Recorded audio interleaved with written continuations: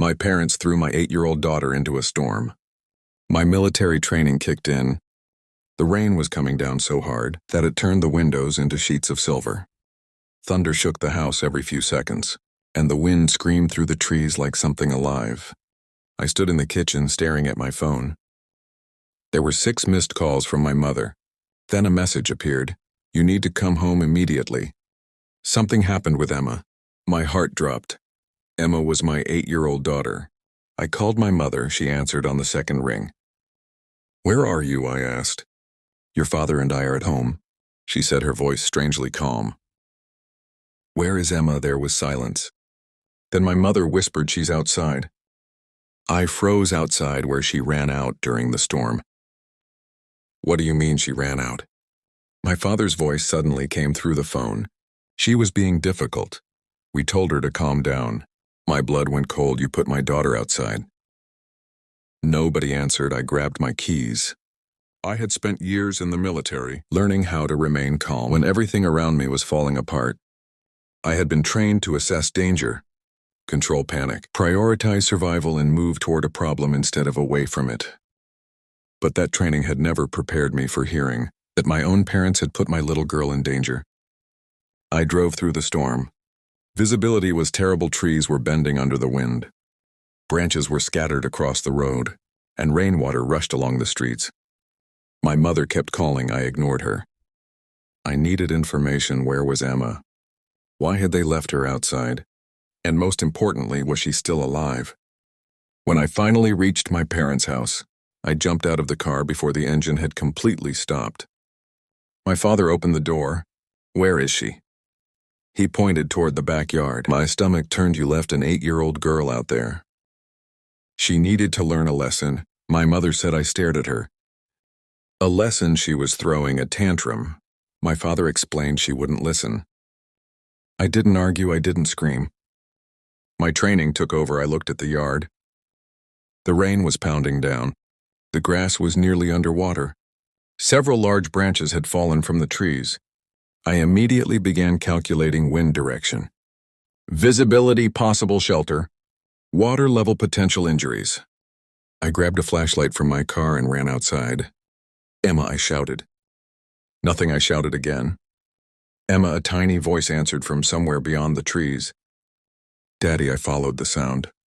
My flashlight swept across the yard until I saw a small pink jacket behind a fallen tree. Emma was curled against the trunk, soaked from head to toe. I ran toward her. She looked terrified. Daddy. I dropped to my knees and pulled her into my arms. I've got you, I whispered. You're safe now. She was shaking violently. I was scared, she cried. I know I called Grandma.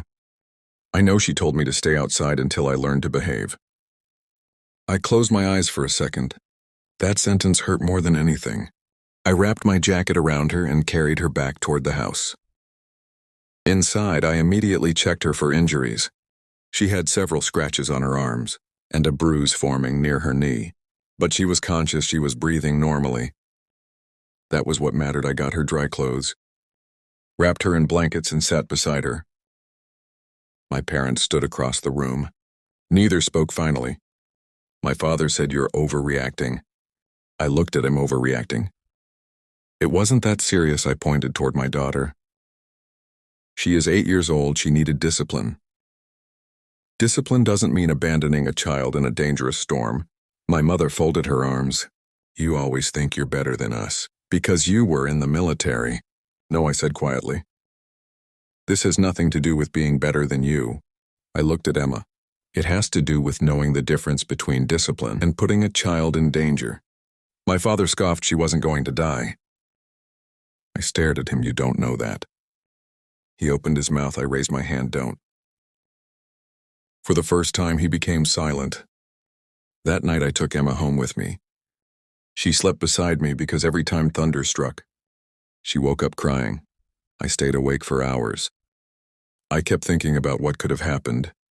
What if the tree had fallen differently? What if she had wandered farther?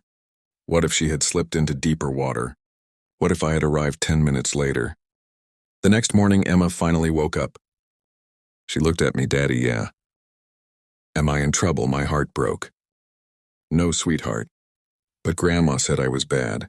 I pulled her close. You are not bad. She started crying. I didn't mean to make her mad. You don't have to earn the right to be safe. She looked confused, so I explained as simply as I could. Adults are supposed to protect children, even when children make mistakes. She nodded against my chest. A few days later, my parents came to my house. They wanted to talk. My mother cried. My father apologized, but I didn't immediately forgive them. I told them that trust wasn't something they could demand back. They had broken it, and rebuilding it would take time. My father finally said, "What do you want us to do?" I looked at Emma, who was sitting at the table drawing a picture. "I want you to understand what you almost lost." My mother began crying harder. I never wanted to hurt her. "I believe you," I said. "But intention doesn't erase consequences." I told them there would be boundaries. They would never be alone with Emma until I was completely confident she was safe. No punishment involving isolation. No locking doors, no sending her outside. No threats, and if they disagreed with how I raised my daughter, they could talk to me, not punish her. My father nodded slowly. "I understand." Months passed. Emma gradually stopped being afraid whenever the weather changed. But one thing changed forever. She became extremely attached to me. Whenever the sky darkened, she'd look for me one evening. Another storm rolled through. Thunder shook the windows. Emma ran into the living room. "Daddy," I opened my arms. She climbed onto the couch beside me. "You're here, I'll always be here." She smiled outside. Lightning flashed across the sky, but this time she wasn't afraid. She leaned against my shoulder and whispered, "You came to get me." I kissed her forehead. Of course I did, because that was what being her father meant.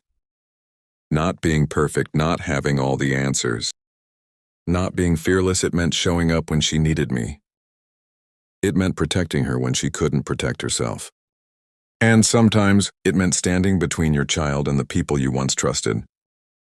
My parents had believed they were teaching an 8-year-old a lesson. Instead, they taught me something I would never forget. Family isn't defined by blood alone. Family is defined by safety, trust, love, and the willingness to protect someone when the world becomes frightening. And when the storm came for my daughter, I didn't hesitate. My military training kicked in. But my love for her was faster than any training could ever be.